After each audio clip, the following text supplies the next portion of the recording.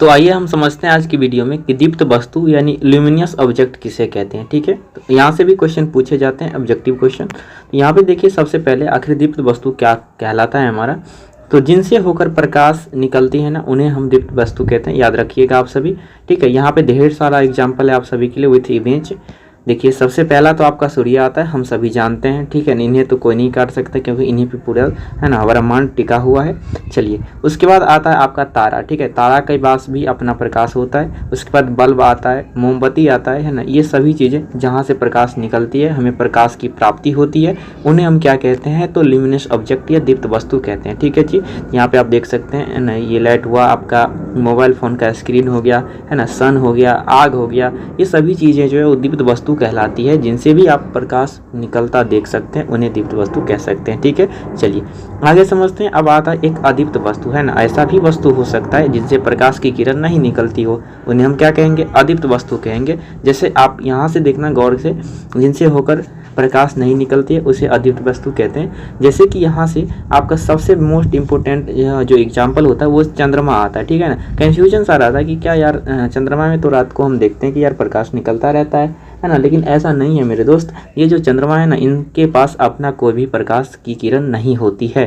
ठीक है, ये जो है वो सूर्य के प्रकाश से प्रकाशित होती हैं। जैसे ही रात होती है तो जब यहाँ पे मान लो कि आपके पास ये सूर्य है ना, सूरज देव है, यानी सूर्य देव जी, यहाँ से अगर प्रकाश की किरण यहाँ से निकलती है ना, तो ये जो है ना वो क्या होता है, या तो ये सीधे मतलब ऐसे करके जाती है चाँद पे, और चाँद से टकराने के बाद जो है ना, तो जो चांद दिखाई देगा, चांद से टकराने के बाद सीधे पृथ्वी पर आती है। ठीक है, तो इस केस में क्या होता है कि रात के समय हमें चंद्रमा जो है वो चमकीला प्रतीत होता है, और वो उसका जो है प्रकाश रिफ्लेक्ट होकर हमारे पृथ्वी तक पहुंच जाती है। ठीक है, तो ये कुछ इस प्रकार से होता है। यहाँ पे भी देख सकते हो, ये आपका मून है, ये पृथ्वी, और हमारे पृथ्वी के पास भी अपना प्रकाश नहीं है। ये भी बात आप याद रख सकते हैं। उसके बाद जितने भी ग्रह हैं, ठीक है ना, चाहे आपका हो गया मंगल ग्रह है ना, बुध ग्रह, बृहस्पति ग्रह है ना, शुक्र ग्रह, जितने भी है, अरुण हो गया, वरुण हो गया, किसी भी ग्रह के पास जो है अपना प्रकाश नहीं होता है।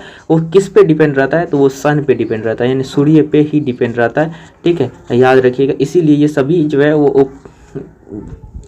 है वो अदीप्त वस्तु कहलाती है। और एग्जाम में कहाँ से क्वेश्चन पूछता है, तो ये अदीप्त वस्तु से ही क्वेश्चन पूछता है। आपको एग्जाम्पल में दे देगा कि निम्नलिखित में से कौन सा जो है अदीप्त वस्तु है। चंद्रमा दे देगा, सूर्य दे देगा, ये दे देगा, आपको लगेगा कि चंद्रमा तो है यार, है ना, लेकिन ऐसा नहीं है, याद रखिएगा। उसके बाद उपग्रह हो गया। ठीक है, तो जैसे पृथ्वी का उपग्रह कौन है बताओ, चंद्रमा है, और चंद्रमा जो है वो उपग्रह है, तो इसका मतलब उपग्रह के पास भी जो है अदीप्त होता है। और बहुत सारे उपग्रह है, जैसे है ना फबोस हो गया, है ना, डिमोस हो गया, मंगल ग्रह का उपग्रह का नाम है ना, इसके पास भी, यानी जितने भी और आप जानते होंगे, जैसे ज्ञानीमीड हो गया सबसे बड़ा उपग्रह, इसके पास भी जो है वो अपना प्रकाश नहीं होता है। ये अदीप्त वस्तु कहलाती है। तो आप सभी को हाँ याद रखना अच्छे तरीक़ा से। उसके बाद यहाँ पे देख सकते हैं फ्लावर हो गया है ना, उसके बाद हाउस हो गया है ना, ट्री हो गया, या आप अपने नियर में जितने भी ऑब्जेक्ट देखते होंगे जिससे जो है प्रकाश की किरण नहीं निकलती है, उन्हें अदीप्त वस्तु कहते हैं। आप सभी को याद रखना है।